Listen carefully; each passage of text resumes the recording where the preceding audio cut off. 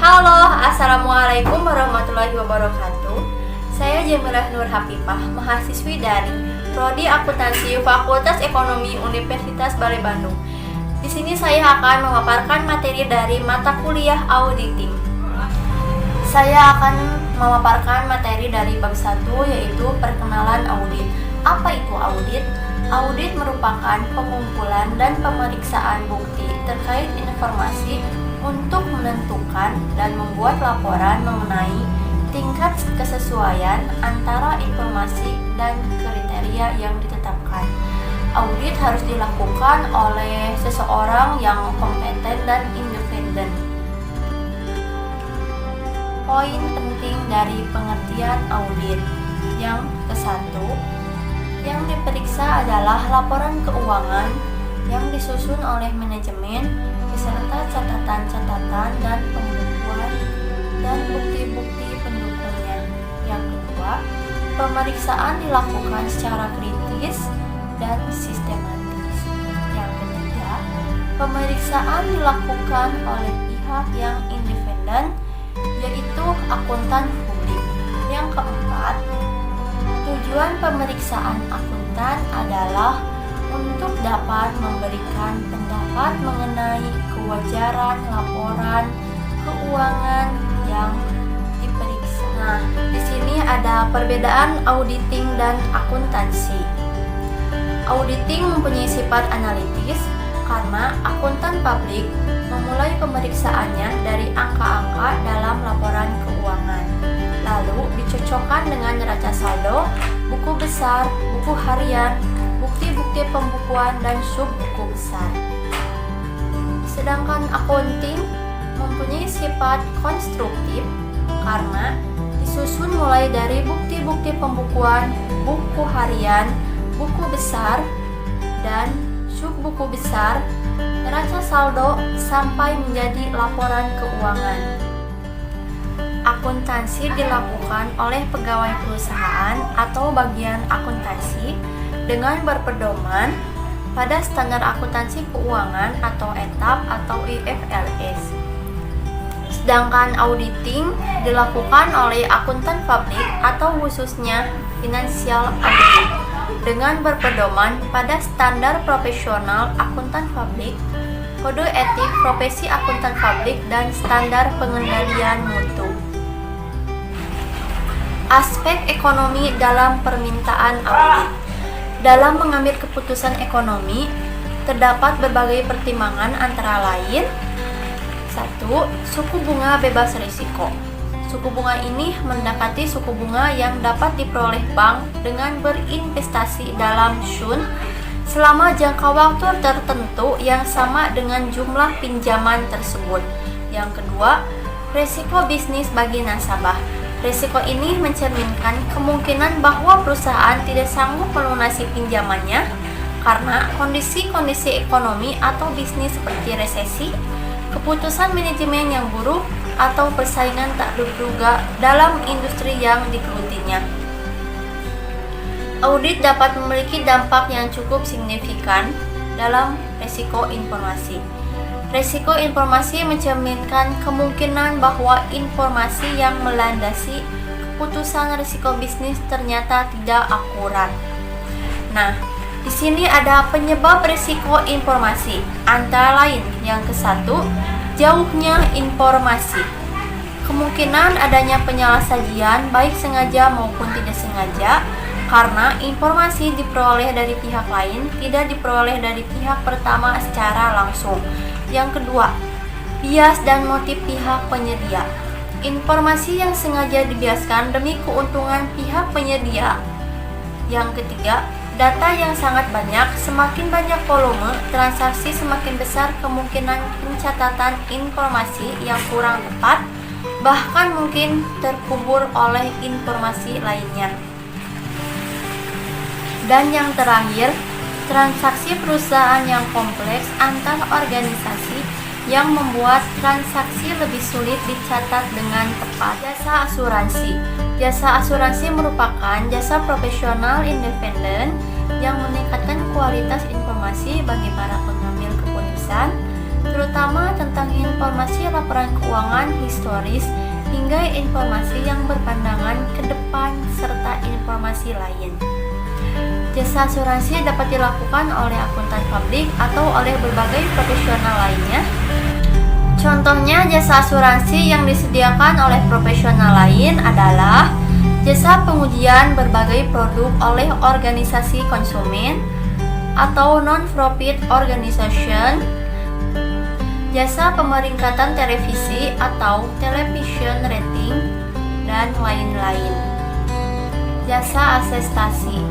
Jasa asestasi adalah jasa yang diberikan oleh profesi akuntan publik di mana profesi akuntan publik akan mengeluarkan laporan tertulis yang menyatakan kesimpulan atas keandalan asersi tertulis yang dibuat dan ditanggungjawabkan pihak lain.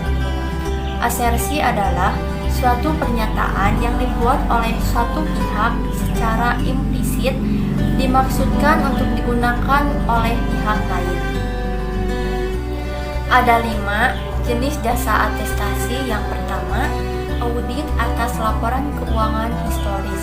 Yang kedua, atestasi mengenai pengendalian internal atas pelaporan keuangan. Yang ketiga, telaah atas laporan keuangan historis. Yang keempat, jasa atestasi mengenai teknologi informasi. Dan yang kelima atau yang terakhir, jasa atestasi lain. Jenis-jenis audit. Yang pertama, audit operasional, mengevaluasi efisiensi dan efektivitas setiap bagian dari prosedur metode operasi organisasi untuk memperoleh saran untuk memperbaiki operasi tidak terbatas pada akuntansi, tetapi dapat mencakup struktur organisasi, operasi komputer, metode produksi, pemasaran, dan lainnya, sehingga lebih menyerupai konsultasi manajemen. Yang kedua, audit ketaatan, menentukan apakah pihak yang diaudit telah mengikuti prosedur, aturan, atau ketentuan yang telah ditetapkan oleh otoritas yang lebih tinggi. Biasanya hasilnya dilaporkan kepada pihak manajemen. Audit laporan keuangan, menentukan apakah laporan keuangan atau informasi yang diverifikasi telah dinyatakan sesuai dengan kriteria tertentu. Jenis-jenis auditor.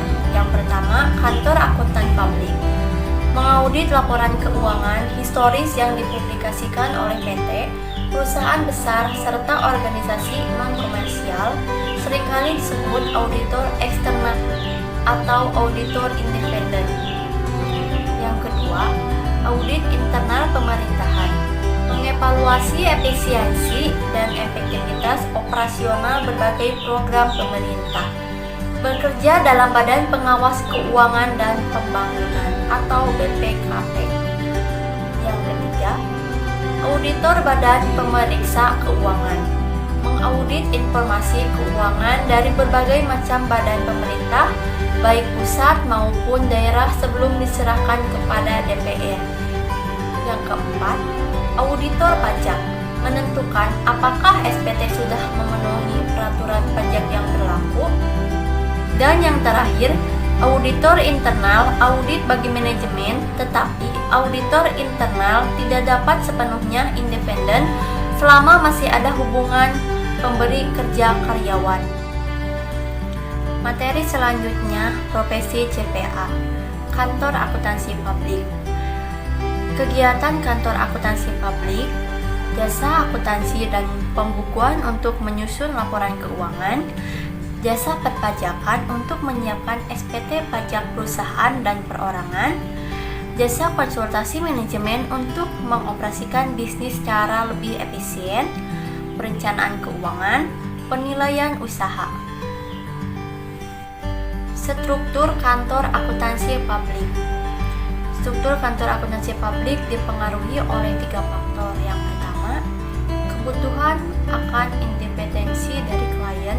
Yang kedua, pentingnya struktur untuk memicu kompetensi. Yang ketiga, meningkatkan risiko tuntunan hukum yang dihadapi auditor. Menurut PMK 17/2008, struktur organisasi KAP adalah perusahaan perorangan dan persekutuan. PCAOB menetapkan standar audit tentang efektivitas pengendalian internal dan pengendalian mutu atas laporan keuangan perusahaan terbuka di USA.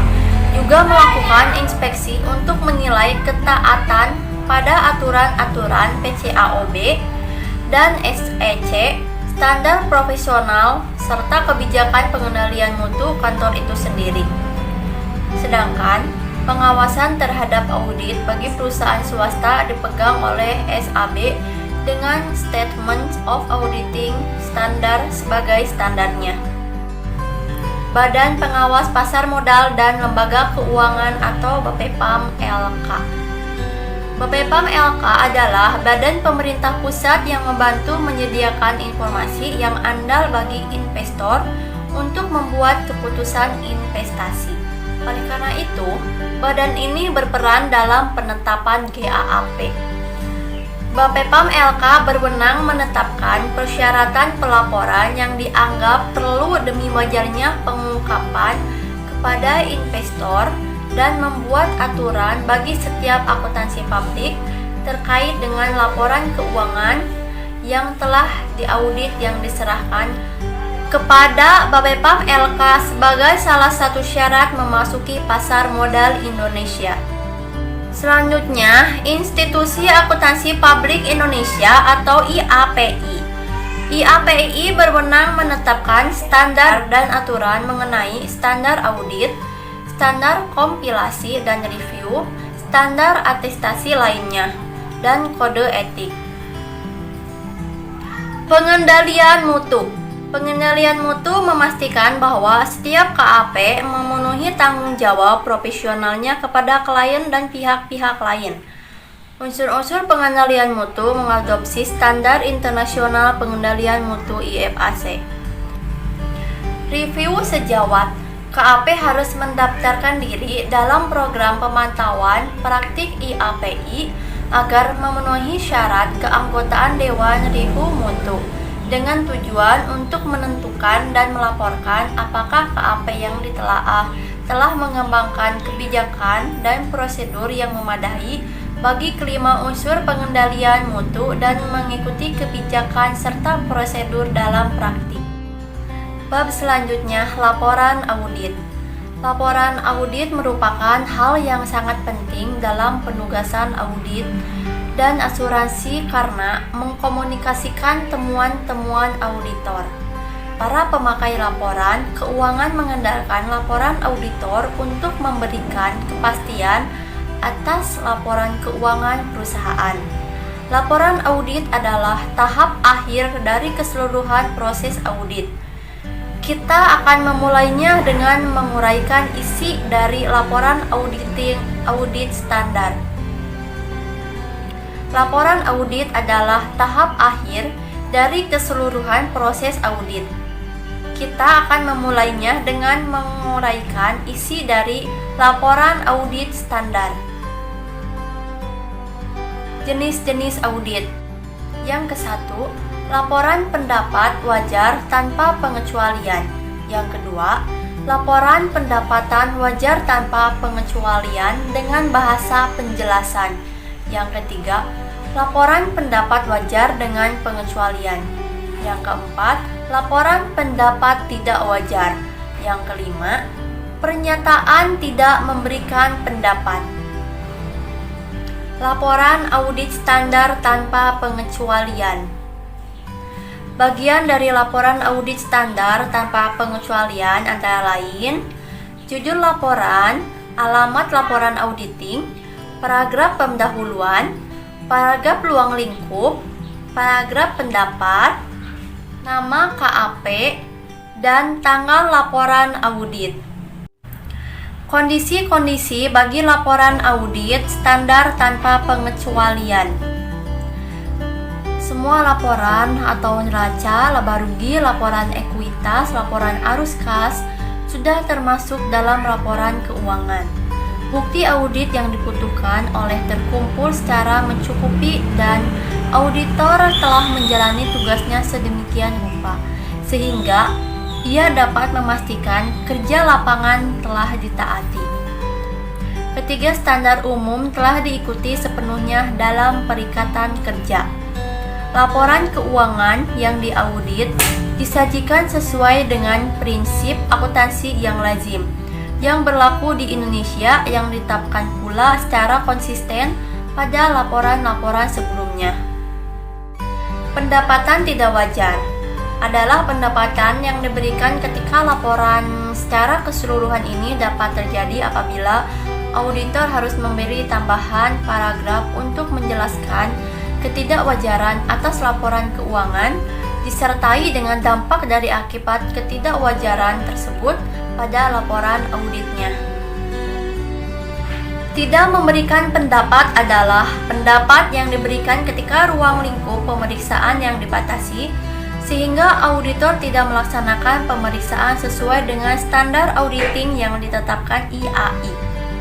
Pembuatan laporannya, auditor harus memberi penjelasan tentang pembatasan ruang lingkup oleh klien yang mengakibatkan auditor tidak memberi pendapat. Materialitas. Materialitas adalah suatu pertimbangan penting dalam menentukan jenis laporan yang tepat untuk diterbitkan dalam situasi tertentu.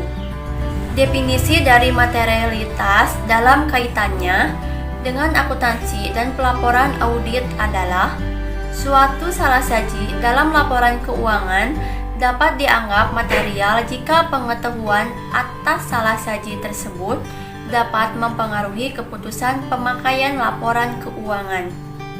Di sini ada tingkatan materialitas, ada 3 dalam mempertimbangkan jenis laporan yang dibuat. Yang pertama, jumlah tidak material. Yang kedua, jumlahnya material tetapi tidak mengganggu laporan keuangan secara keseluruhan. Yang ketiga, jumlah sangat material atau pengaruhnya sangat meluas sehingga kewajaran laporan keuangan secara keseluruhan diragukan. Materi selanjutnya bab 4, yaitu kewajiban hukum. Lingkungan hukum yang berubah. Menurut Common Law, para profesional audit bertanggung jawab untuk memenuhi apa yang telah dinyatakan dalam kontrak dengan klien. Apabila auditor gagal memberikan jasa atau tidak cermat dalam pelaksanaannya, mereka secara hukum bertanggung jawab kepada klien atas kelahiran dan atau pelanggaran kontrak, dan dalam situasi tertentu kepada pihak selain klien mereka. Membedakan antara kegagalan bisnis, kegagalan audit, dan risiko audit. Mengapa bisa terjadi kewajiban hukum dalam audit? Timbul dari kurang pahaman para pemakai laporan keuangan, menyebabkan adanya tuntutan kepada akuntan publik. Kegagalan bisnis. Kegagalan bisnis ini terjadi apabila bisnis tersebut tidak mampu mengembalikan pinjamannya atau memenuhi harapan para investor karena keadaan ekonomi atau bisnis seperti resesi, keputusan manajemen yang buruk, atau persaingan yang tak terduga dalam industri itu. Kegagalan audit. Kegagalan audit ini terjadi apabila auditor mengeluarkan pendapat audit yang tidak benar karena gagal memenuhi persyaratan standar audit. Contohnya adalah kantor yang menugaskan asisten yang tidak memenuhi syarat untuk melaksanakan tugas audit tertentu, di mana mereka gagal menemukan salasaji yang material dalam catatan klien yang seharusnya dapat ditemukan oleh auditor yang memenuhi syarat. Sumber kewajiban hukum. Yang pertama, kewajiban kepada klien. Yang kedua, kewajiban kepada pihak ketiga menurut Common Law.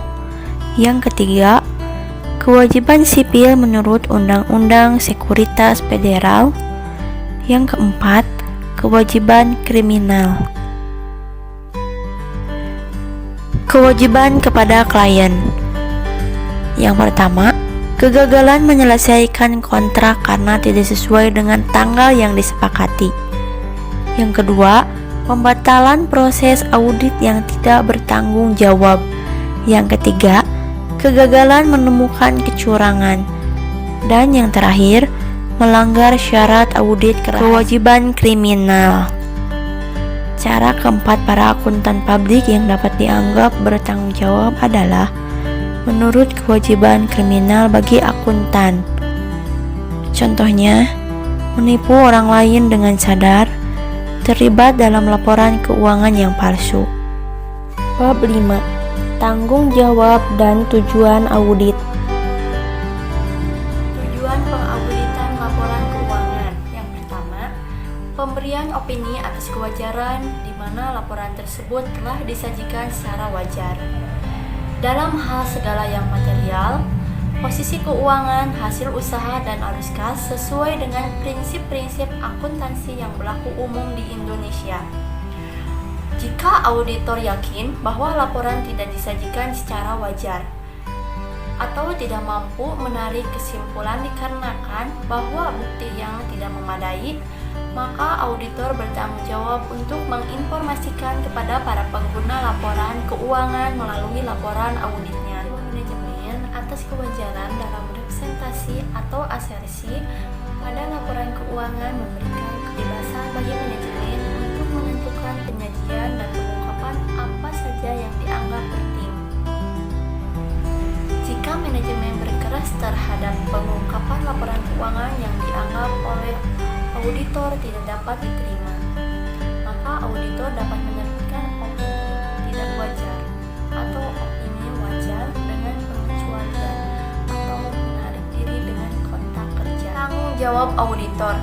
Menurut PSA 1 SA 110 revisi menyatakan bahwa auditor memiliki tanggung jawab untuk melaksanakan dan menjalankan audit untuk memperoleh keyakinan yang memadai apakah laporan keuangan telah bebas dari salah saji material yang disebabkan oleh kesalahan ataupun kecurangan. Karena sifat dari bahan bukti audit dan karakteristik kecurangan, auditor harus mampu mendapatkan keyakinan yang memadai, namun bukan absolut, bahwa salah saji material telah dideteksi. Auditor tidak memiliki tanggung jawab untuk melaksanakan dan menjalankan audit untuk mendapatkan keyakinan yang memadai bahwa kesalahan penyajian yang disebabkan oleh kesalahan maupun kecurangan yang tidak signifikan terhadap laporan keuangan telah terdeteksi. Tanggung jawab auditor dalam mendeteksi kesalahan saji material. Auditor menekan beragam kesalahan yang diakibatkan oleh kesalahan-kesalahan dalam perhitungan, kealpaan, kesalahpahaman, dan kesalahan penerapan standar akuntansi, serta kesalahan dalam pengelompokan dan penjelasan. Tanggung jawab auditor dalam mendeteksi kecurangan material. Standar audit juga mengakui bahwa kecurangan lebih sulit untuk dideteksi karena manajemen atau karyawan yang terlibat dalam kecurangan tersebut berusaha untuk menutupi kecurangan tersebut. Namun demikian, kesulitan dalam mendeteksi tidak mengubah tanggung jawab auditor untuk merencanakan dan menjalankan auditor dengan tepat untuk mendeteksi salah saji material, baik yang disebabkan oleh kesalahan maupun kecurangan. Kecurangan yang diakibatkan kecurangan dalam pelaporan keuangan dan penyalahgunaan aset, baik kecurangan dalam laporan keuangan maupun penyalahgunaan aset berpotensi membahayakan para pengguna laporan keuangan. Namun ada perbedaan penting di antara kedua kecurangan tersebut biasanya, namun tidak terlalu. Tidak selalu penggelapan aset dilakukan oleh karyawan dan bukan manajemen. dan jumlah yang dicuri sering sekali tidak signifikan. Terdapat perbedaan penting antara penggelapan aset dan salah saji yang muncul dari penggelapan aset tersebut. Pertimbangan situasi berikut. Aset diambil dan penggelapan ini ditutupi dengan cara penyalahgunaan aset. Misalnya, kas yang ditagih dari konsumen telah dicuri sebelum dicatat sebagai penerimaan kas. Dan akun piutang untuk konsumen tersebut tidak dikreditkan, sehingga penggelapan salah saji ini tidak dapat terdeteksi. Yang kedua, aset diambil dan penggelapan ini ditutupi dengan pengurang sajikan pendapat atau melebihkan sajikan beban. Misalnya, kas yang diterima dari penjualan tunai telah dicuri dan ditransaksi tidak dicatat. Yang ketiga, aset diambil, namun penyalahgunaan dapat dideteksi, laporan laba rugi dan dicatat kaki yang terkait dengan jelas. Tanggung jawab auditor untuk membongkar tindakan ilegal. Tindakan ilegal didefinisikan dalam PSA 31 SA 317 sebagai pelanggaran terhadap hukum atau peraturan pemerintah selain kecurangan. Tindakan ilegal berdampak langsung. Tanggung jawab auditor yaitu setiap melakukan audit, auditor biasanya akan mengevaluasi apakah terdapat bahan bukti yang tersedia yang mengidentifikasikan adanya pelanggaran yang signifikan terhadap peraturan perpajakan pemerintah. Untuk melakukan evaluasi ini, auditor dapat melakukan diskusi dengan personel klien dan memeriksa laporan yang diterbitkan oleh kantor pajak setelah selesai memeriksa pajak penghasilan klien. Tindakan ilegal berdampak tidak langsung, denda potensial yang besarnya signifikan, dan sanksi yang diberikan berdampak tidak langsung terhadap laporan keuangan dengan menciptakan kebutuhan untuk mengungkapkan liabilitas kontingensi sejumlah denda yang mungkin harus dibayar. Contohnya, tindakan ilegal ini diantaranya pelanggaran peraturan insider trading, hukum hak sipil, dan peraturan keselamatan karyawan. Standar audit menyatakan bahwa auditor tidak memberikan keyakinan bahwa tindakan-tindakan ilegal berdampak tidak langsung dapat dideteksi. Tindakan ketika auditor mengetahui adanya tindakan ilegal, yaitu mempertimbangkan dampaknya terhadap laporan keuangan, termasuk kecukupan pengungkapannya. Dampak dari tindakan ilegal ini mungkin sangat kompleks dan sulit untuk diselesaikan. Yang kedua, auditor juga harus mengkomunikasikan dengan otoritas lainnya yang setara untuk meyakinkan bahwa mengetahui adanya tindakan ilegal tersebut. Komunikasi dapat dilakukan secara lisan maupun tertulis. Jika dilakukan secara lisan, sifat komunikasi dan diskusi yang dilakukan harus didokumentasikan dalam arsip pengauditan. Yang ketiga, jika klien menolak untuk menerima laporan keuangan audit yang dimodifikasi atau tidak melakukan tindakan yang segera untuk menangani tindakan tersebut, maka dirasa penting bagi auditor untuk menarik diri dari kontrak kerja tersebut. Bab 6. Bukti audit. Bukti audit adalah segala informasi yang mendukung angka-angka atau informasi lain yang disajikan dalam laporan keuangan yang dapat digunakan oleh auditor sebagai dasar yang layak untuk menyatakan pendapatannya. Kemudian, keputusan auditor mengenai bukti pendukung audit dapat dipisahkan menjadi 4 golongan, yaitu yang pertama, prosedur mana yang akan digunakan. Yang kedua, jumlah sampel yang akan dipilih untuk prosedur tertentu. Yang ketiga, item atau transaksi mana yang akan dipilih dari keseluruhan data populasi. Dan yang keempat, kapan prosedur itu akan dilaksanakan. Tujuan bukti audit.